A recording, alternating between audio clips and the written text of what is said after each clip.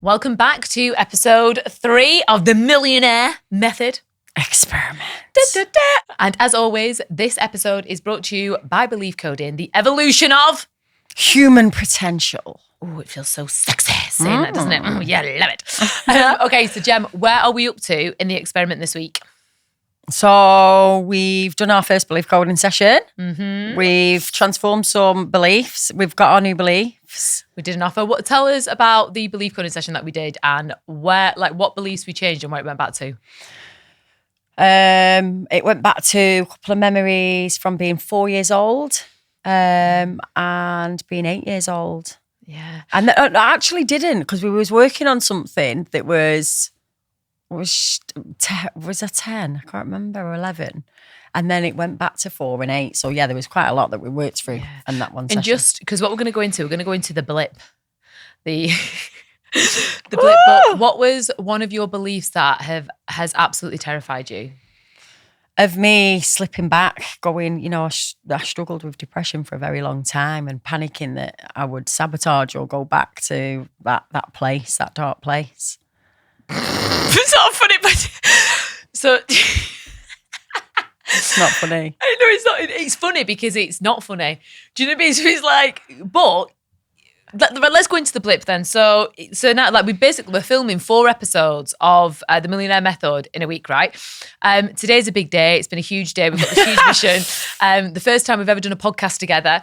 The first time Gem's ever going for 1 million. Anyway, what happened 2 nights ago? Oh my God. Oh my God. Yeah, but this is so important because I don't know why I did it. So I know why you did it. I've got absolutely smashed on my own in my bedroom, dancing. And it was just, there was these little tiny cans of tequila, and on the side, this is going to make you happy. And felt like, because I was on such a high, I was like, why not? Yeah. And then 2 turned into 4 and 4 turned into 8. And before you know it, I'm And actually, just to point out to this though, on my own. But also I want to point out that is so out of character for Gemma. Gemma doesn't really even drink. Like, even if we go, I'm like, oh, do you want a glass of champagne? She's like, I don't know, maybe one, I don't know. She doesn't drink, right? So when she's done that action, it's self-sabotage. Now, also, if we think about it, one of the beliefs that we haven't yet changed is that she's scared to go back to her roots. So when Gemma's rung me, and the best thing is Gemma was sending me messages like, I'm getting a haircut, I'm worried. I'm like, what the hell's going on here? I love you. Sending me like nuggets of gold. And then I was like, and then she sent me one message. I'm thinking, is she drunk? I was like, this message does not make sense. And then I could not get hold of her all day. Went on her Instagram. She's got this like really cute little picture. And I was like, oh, she looks so cute. I was like, she looks a little bit fresh, but she looks cute. Went back later today. She's deleted the picture. I was like, okay, she's definitely married when she did that. But this is the thing, right? But one of my beliefs that we changed was, am I embarrassing? The first thing I said in the next day when I spoke to you, going, I'm so embarrassed. We haven't changed that belief yet. Have we not changed that belief? No, because it's if it had changed the belief, it wouldn't show up. Do you get me? But one thing we've realised from this, and this is the thing, if you're listening to this and you find yourself, everything is going well, and this could be to do with your career, it could be to do with the relationships, whatever it's to do with, then all of a sudden you do something, you're like, why am I even doing this? It's totally out of character. And then afterwards you feel like, however you feel. I mean, how did you feel when you woke up the next day with like drinking? A lot of things have come up, because then I thought, am I letting you down? Like, it's like I'm not being grateful. Why have I let myself do that? Is there something wrong with me?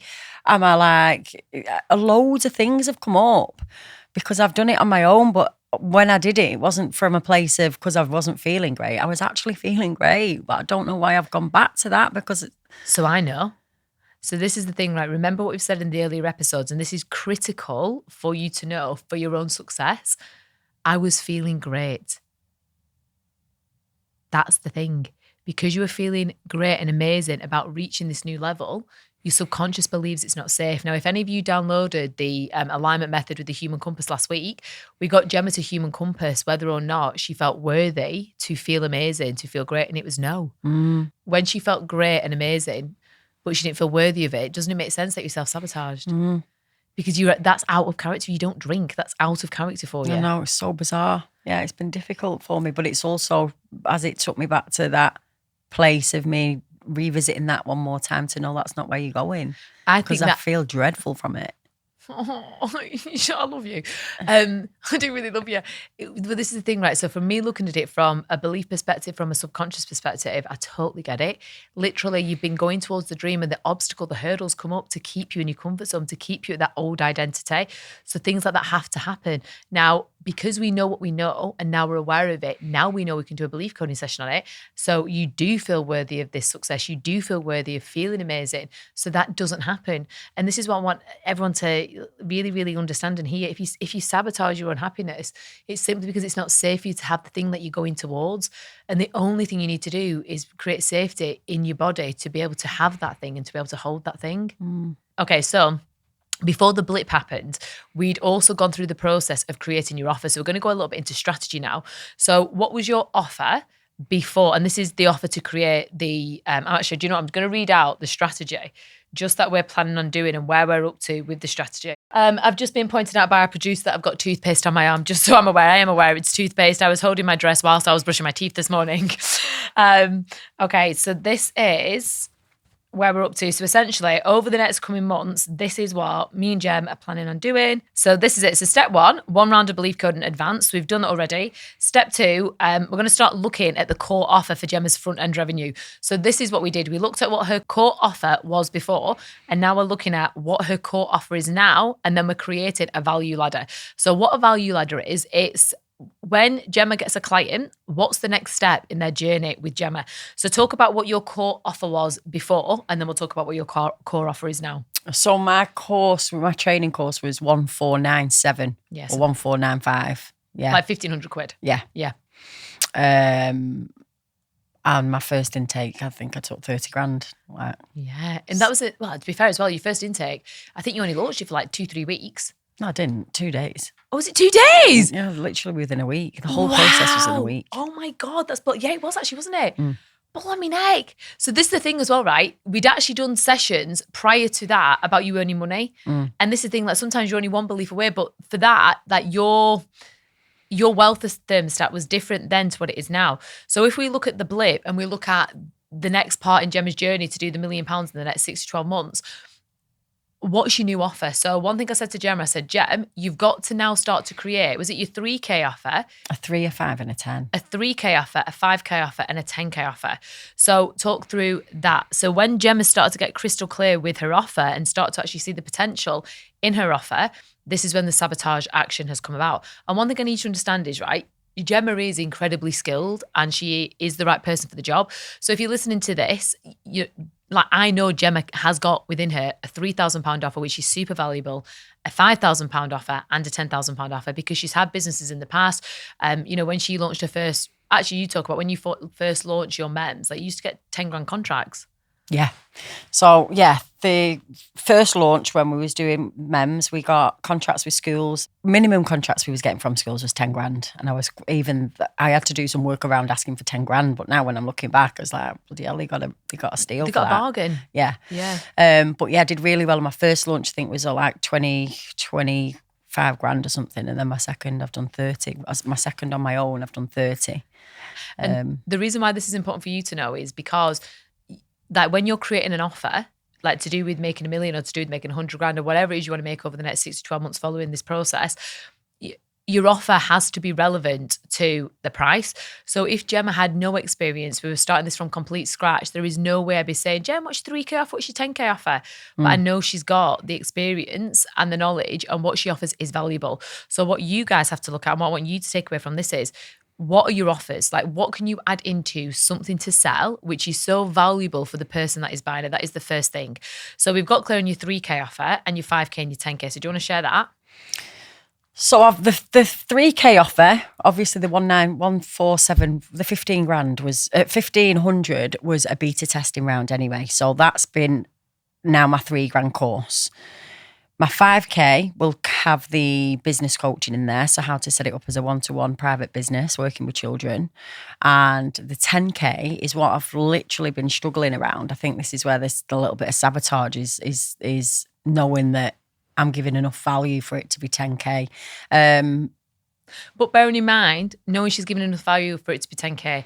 So when you teach your MEMS how to get one £10,000 contract, everything after that one contract is profit.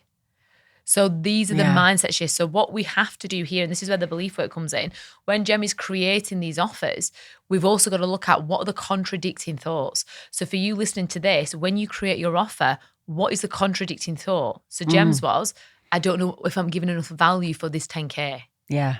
But really, they could get one contract a month and they made 12 times their investment. Yeah.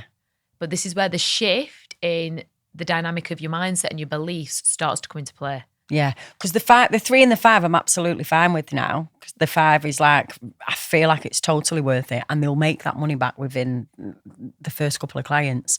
The 10, I feel like I've had to add extra in. So the 12 months of coaching with me is included, and then once a month they'll have the belief. So what the strategy, what we're doing now, I'll probably put into that 10K course for them, so that once a month they'll have a sit down meet with me on a Zoom, and we'll go through what's stopping them from making it, or what's stopping. So now this is what we are doing, right? So this is a ChatGPT prompt. I'm going to speak it into the mic so you guys can do it too. But in order for Gemma to do the million in the next 6 months, we've created a value ladder. So the value is the £3,000 offer, the £5,000 offer, and the £10,000 offer. Now, statistically, people who buy in the first offer, 20% of those people will go into the higher offer, and 20% of the higher offer will go into the even higher offer. So this is what you're going to tap into ChatGPT if you listen to this. So we're going to work on Gemma's goal for $1 million in 6 months. And we're going to reverse engineer it. Can you reverse engineer making £1 million in the next 6 months with a £3,000 offer, a £5,000 offer, and a £10,000 offer, with 20% of people who buy into the £3,000 offer investing in the £5,000 offer, and 20% of people who invest in the $5,000 investing in the $10,000. We want to reverse engineer the value ladder, so within the next 6 months, we understand how many clients we need to get in at the £3,000 offer to ascend up to the ladder for the $10,000 to create £1 million in revenue. What we will do as well, in the description, I'll actually put that down as a prompt so that you can go through that, because sometimes thinking about the financial figure we want to get to can feel uncomprehendable, but when you break it down this way, it's actually super achievable. And just to put this into perspective, so in order for myself to do 10 million in a year, I need about 2,000 facilitators, which is totally achievable, to generate that kind of money if I went through the core value ladder. So if we look at this, how many clients do you think you'd need in the next 6 months? At what?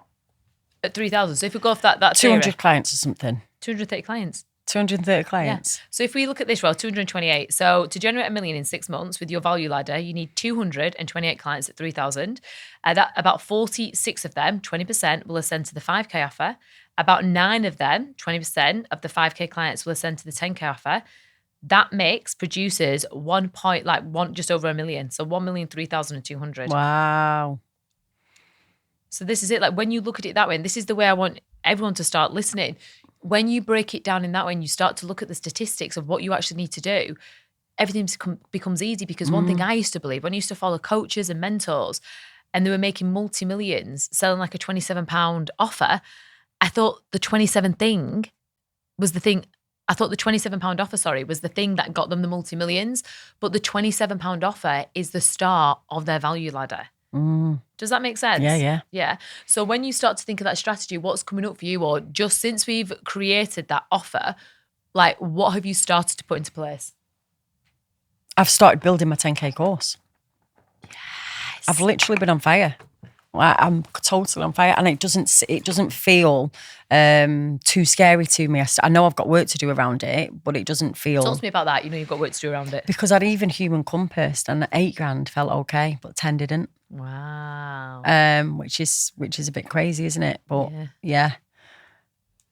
I think this is the thing, isn't it? Like you're only one brave decision away from everything you want, and it's true, isn't it? Yeah. Like, and this is the thing, like. Success, the only thing success is built on is bold action and bold decisions. And I think being in America, like we have come back like anything is possible. Why would it not be?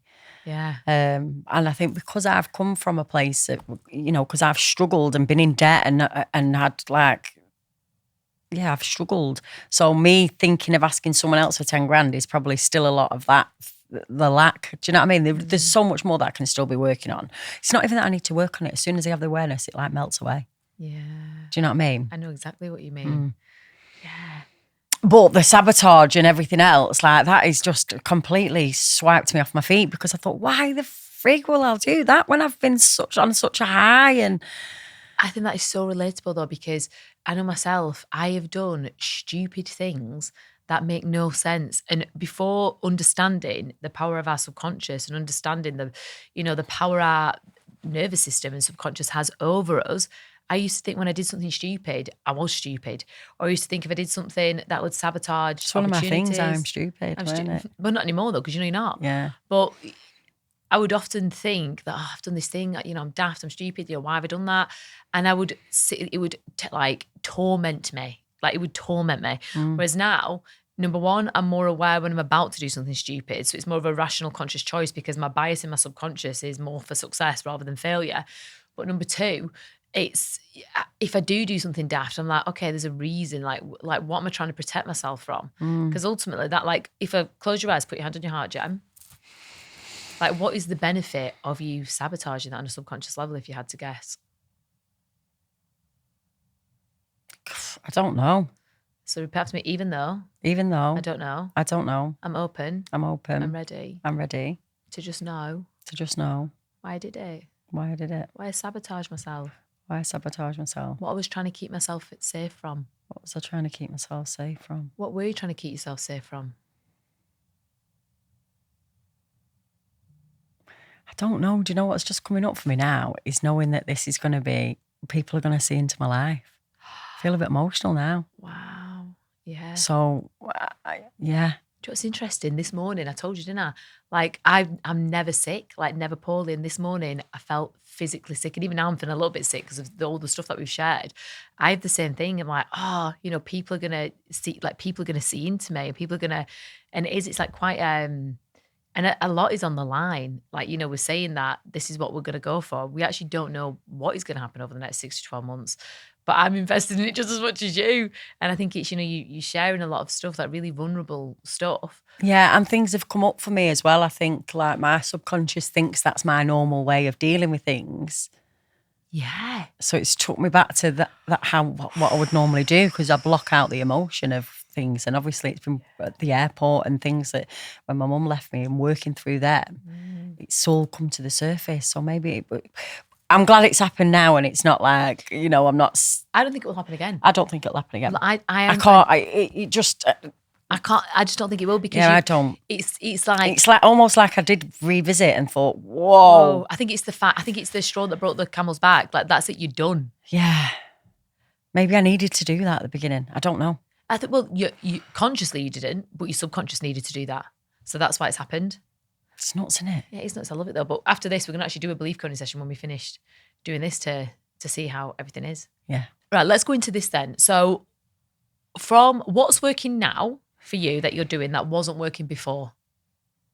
What do you mean? What's working now? So in the sense of like we've started to get the offer together. We've started to like build everything out. We've started to create the thing that's going to make you the million. Like what were you doing before? Like how did you think before you were going to make money? Like when you've thought about making $1 million before, have you even thought about making $1 million before? Oh, how did you not? No. How did you not? No. Whoa, really? Yeah. What did you think you were going to make before? I've never had a figure. I always knew that I was going to be really successful, but I've never had a figure. So that's why I've had to do all this millionaire mindset stuff every day to just keep saying million because it was felt so far out of reach to even talk about $1 million. I didn't even realise that. Yeah. Okay then, so as soon as we committed to doing the million, like what was your, like before the million, what am I trying to say? Right, when you came back from America, what was your plan? Like what did you plan to do before I said, Gem, do you want to make $1 million? So my plan was to relaunch the MEMS, but obviously it would have been a $3,000 course and not. Talk about that strategy then. So what strategy had you created for yourself to go into a launch? What do you mean? I hadn't really created one. Wow. Okay. So how did you think you were going to start generating cash?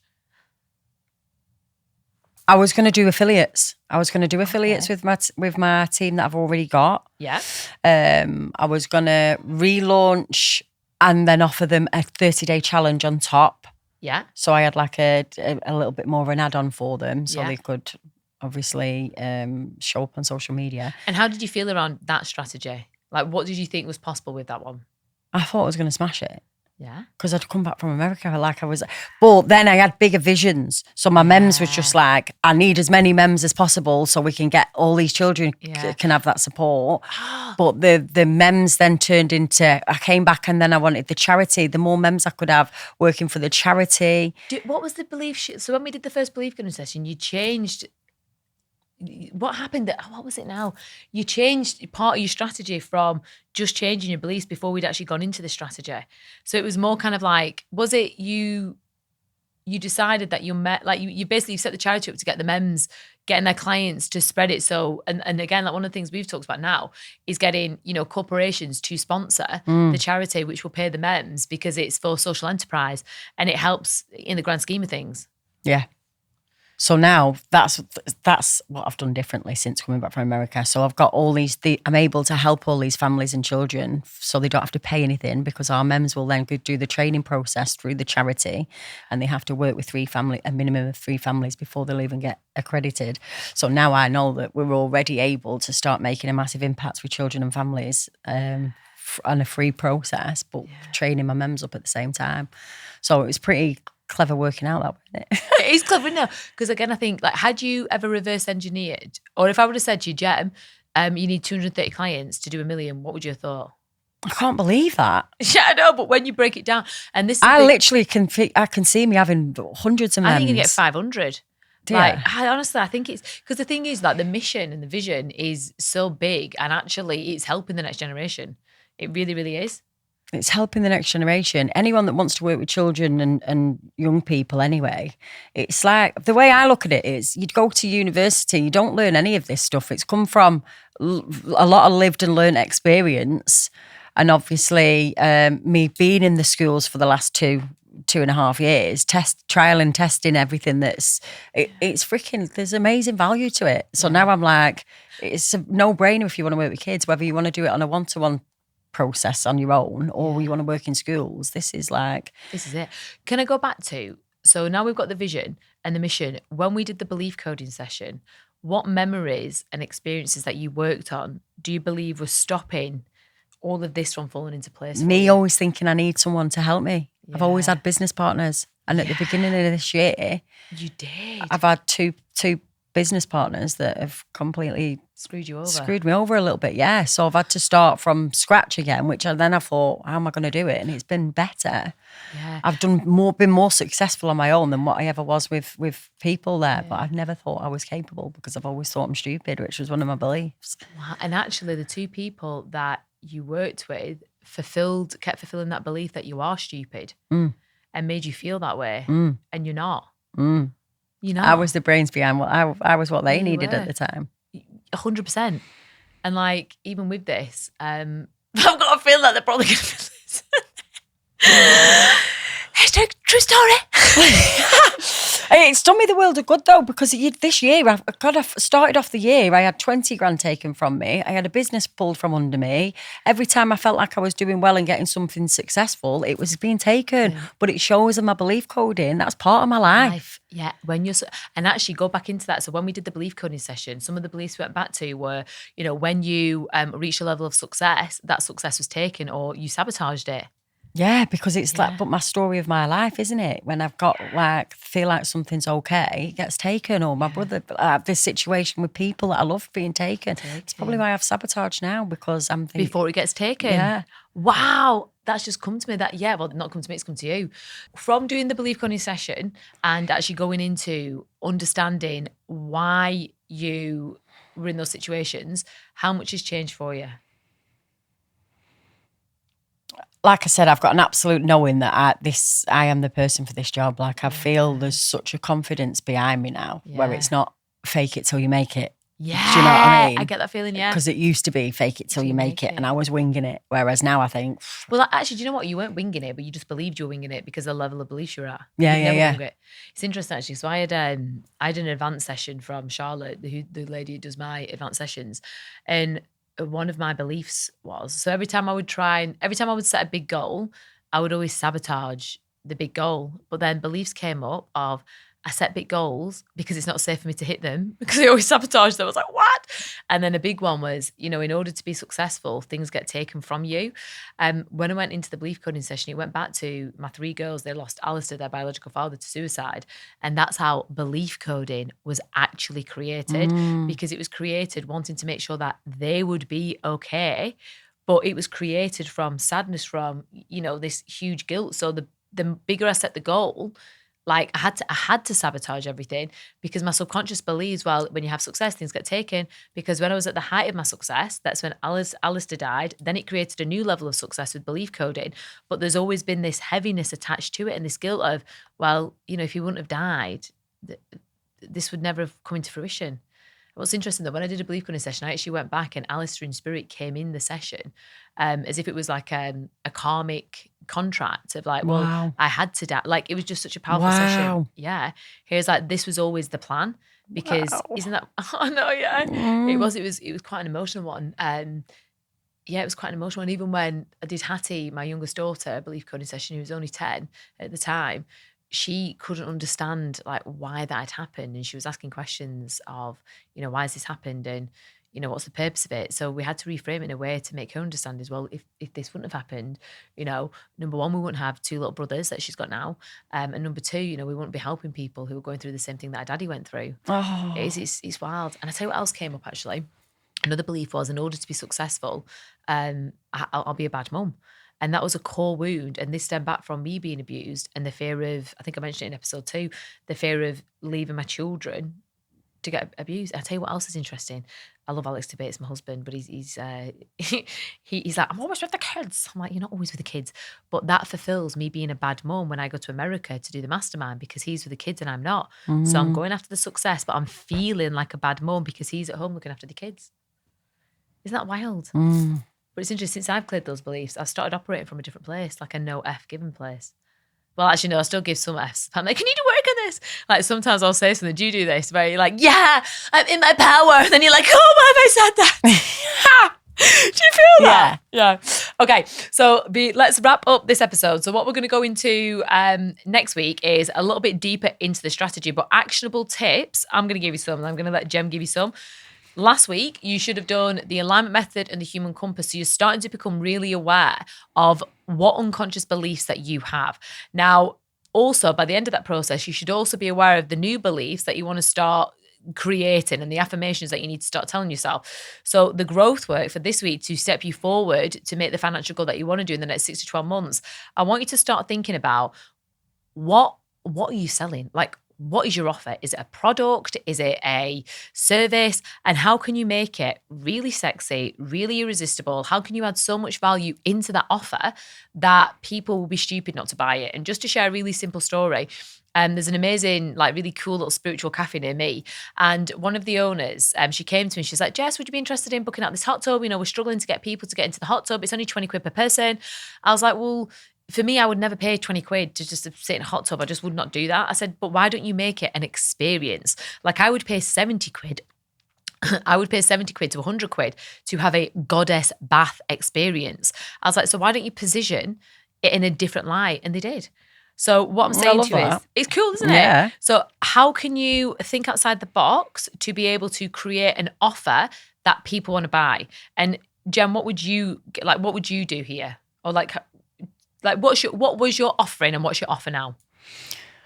So my offering was very basic, whereas now there's that much that there's even sections that they might not even need to look in. I've just created so much more content for them, value.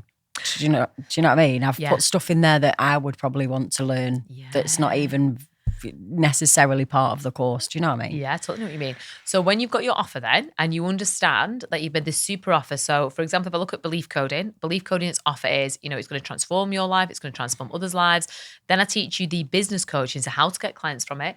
Then from that, we teach you how to eliminate your own beliefs. So the offer is really sexy. Yeah. Then what I need to do, I then need to think about, right, how does my offer benefit my clients? And then I write down a list of benefits and then a list of pain points. So what I want you guys to do, I want you to create your offer. So what is it that you're selling? How can you make it really sexy? And then, so number 1, create your offer. Number 2, how can you make it super sexy? Number 3, how does everything in that offer benefit the people who are going to buy it? Number 4, what pain points does that solve? Like, how is it going to, why would they be stupid not to buy it? What would you say? Have you got anything to add from that? I love that. Yeah, thanks. Okay. So next week's episode, if you want to start understanding how to actually start generating cash flow from your offer, you need to bloody well turn up. As always, this episode was brought to you by the power of belief coding, the evolution in human potential. That was sexy. I don't know why. Human. Wow. See you next week. Bye-bye.